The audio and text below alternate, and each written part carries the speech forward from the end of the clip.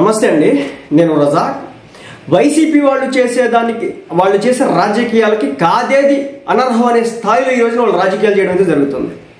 కథ ఏమయ్యా అంటే, ఈరోజు నరేంద్ర మోడీ గారు యోగాంధ్రలో భాగంగా మన రాష్ట్రానికి వచ్చినారు. వైజాగ్లో భారీ స్థాయిలో యోగాంధ్ర కార్యక్రమాన్ని నిర్వహించినారు. అంత బాగుంది, అద్భుతం, సూపర్. గిన్నిస్ రికార్డు కూడా మన వాళ్ళు కొట్టినారు.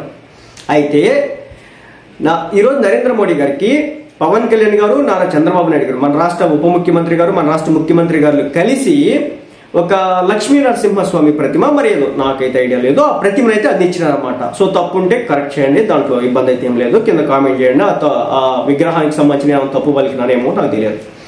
అయితే ఏమంటే, పవన్ కళ్యాణ్ గారు, నారా చంద్రబాబు నాయుడు గారు ఇద్దరు కూడా నరేంద్ర మోడీ గారికి ఇచ్చే క్రమంలో కాళ్ళకంట చెప్పులు వేసుకున్నారంట. నేను ఇదే విషయానికి సంబంధించి మిత్రుడికి ఫోన్ చేసి కనుక్కున్నా. ఇలా ఒక విగ్రహాన్ని వేరొక వ్యక్తికి ఇచ్చే క్రమంలో కావచ్చు చెప్పులు వేసుకొని ఇవ్వచ్చా అని చెప్పేసి అడిగిన వాళ్ళు హిందువులు, అదేవిధంగా హిందూయిజంలో రెగ్యులర్ ప్రాక్టీస్ చేసేటటువంటి వ్యక్తులే. అంటే హిందూయిజంలో దైవంతో ప్రతినిత్యం ఉండేటటువంటి వ్యక్తులు, దైవాన్ని అంతలా ప్రార్థించేటటువంటి వ్యక్తులతో మాట్లాడితే తెలిసిన విషయం ఏంటంటే,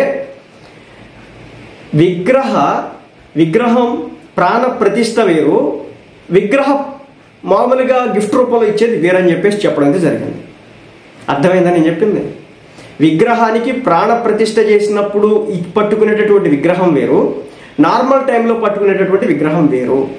ఇప్పుడు ఫర్ ఎగ్జాంపుల్ ఉంది, ప్రాణ ప్రతిష్ఠ చేసినటువంటి విగ్రహం ఏదైతే ఉందో ఆ తర్వాత నుంచి పూజారి గారు మాత్రమే పట్టుకుంటారు, ఎవరు పడితే వాళ్ళు వీరంతవరకు పట్టుకోరు.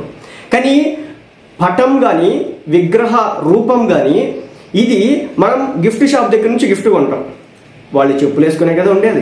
అదేవిధంగా విగ్రహాన్ని తయారు చేసే క్రమంలో వాళ్ళు షూస్ వేసుకుంటారు. అక్కడ అది రాళ్ళు అయితే కావచ్చు, చెక్కతో తయారు చేస్తే వాళ్ళు కూడా షూస్ వేసుకుంటారు.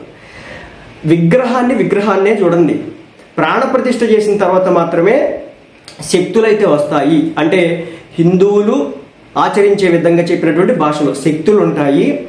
ఆ విగ్రహాన్ని తాకే క్రమంలో చాలా జాగ్రత్తగా ఉండాలి. ప్రాణ ప్రతిష్ఠ చేసేటటువంటి విగ్రహంలో చేసినటువంటి విగ్రహంలో అలా కాకుండా నార్మల్ విగ్రహాలు ఏవైతే ఉంటాయో, రోడ్ల మీద అమ్మేటటువంటి కొనుక్కునేటువంటి విగ్రహాలు ఏవైతే ఉన్నాయో అవి జస్ట్ విగ్రహాలు మాత్రమే. వాటికి ఒకవేళ ఇంట్లో పెట్టుకుని దానికి పూజాది కార్యక్రమాలు నిర్వహించిన తర్వాత దానికి ఒక ప్రతిష్ఠ అనేది చేసుకుంటే కనుక ఆ తర్వాత పట్టుకునేటప్పుడు చాలా జాగ్రత్తగా ఉండాలని చెప్పినారు. నాకు అర్థమైనటువంటి విషయం అది. ఈరోజు వైసీపీ వాళ్ళకి మినిమం మినిమం జ్ఞానం కూడా కనిపించట్లేదు. ఎందుకంటే మన నరేంద్ర మోడీ గారు చెప్పులు వేసుకున్నారంట, చంద్రబాబు నాయుడు గారు చెప్పులు వేసుకున్నారంట, పవన్ కళ్యాణ్ గారు చెప్పులు వేసుకున్నారంట, ఆ విగ్రహాన్ని నరేంద్ర మోడీ గారికి ఇచ్చినారంట. దాని ద్వారా ఇంత ఇంగిత జ్ఞానం కూడా లేదా మీకు అని చెప్పేసి పోస్టులు పెట్టి సర్క్యులేట్ చేస్తున్నారు. చెప్పినా కదా, బేసిక్గా తయారు చేసే క్రమంలో చెప్పులు వేసుకుంటారు, తర్వాత అమ్మే క్రమంలో చెప్పులు వేసుకుంటారు, గిఫ్ట్ ఇచ్చుకునే కొనుక్కునే టైంలో కూడా చెప్పులు వేసుకుంటారు, గిఫ్ట్ ఇచ్చుకునే క్రమంలో కూడా చెప్పులు వేసుకుంటారు. ఆ విగ్రహాన్ని ఇంటికి తీసుకెళ్ళి, ఆ విగ్రహాన్ని ఇంటికి తీసుకెళ్ళి పూజాది కార్యక్రమాలు చేసిన తర్వాత ఆ విగ్రహానికి ప్రాణ ప్రతిష్ఠ లాంటివి చేసుకుంటారు కదా, పూజ కార్యక్రమాలు చేస్తారు కదా, ఆ తర్వాత నుంచి పట్టుకునేటప్పుడు చెప్పులు వేసుకోకూడదు అని చెప్పేసి మిత్రుడు చెప్పినాడు. తెలిసిన సమాచారం చెప్పా. సతీష్ రెడ్డి అంట, తెలిసి హిందువులే, రెడ్డి కాబట్టి సరే, వేరే మతానికి వెళ్తే నేనేం చేయలేను, నాకు సంబంధం కూడా లేదు, నాకు ఐడియా కూడా లేదు. కానీ వాళ్ళు పోస్ట్ చేసినారు, స్వామివారి బొమ్మ ఇచ్చేటప్పుడు చెప్పులు విప్పాలని ఇంగిత జ్ఞానం లేదా మీకు అని చెప్పేసి. సో దానికి నా సమాధానం, వైసీపీ వాళ్ళు దీని మీద రాజకీయం చేసే వాళ్ళందరికీ నా సమాధానం ఏంటంటే, అక్కడ విగ్రహాన్ని మాత్రమే ఇచ్చినారు, ఆ విగ్రహానికి ప్రాణ ప్రతిష్ఠ లాంటివి ఏమీ చేయాల, పూజాతి కార్యక్రమాలు ఏవి కూడా నిర్వహించలేదు. కాబట్టి చెప్పులు వేసుకుని ఇచ్చినంత మాత్రాన ఆ విగ్రహం అనేది అపవిత్రం కాదు అనేది మిత్రులు చెప్పినటువంటి మాట. వాళ్ళు రిలీజియస్ పరంగా ప్రతినిత్యం కూడా దైవంతో ఉండేటటువంటి వ్యక్తులే. కాబట్టి మీరు గుడ్డలు దించుకోవాల్సిన అవసరం అయితే లేదు.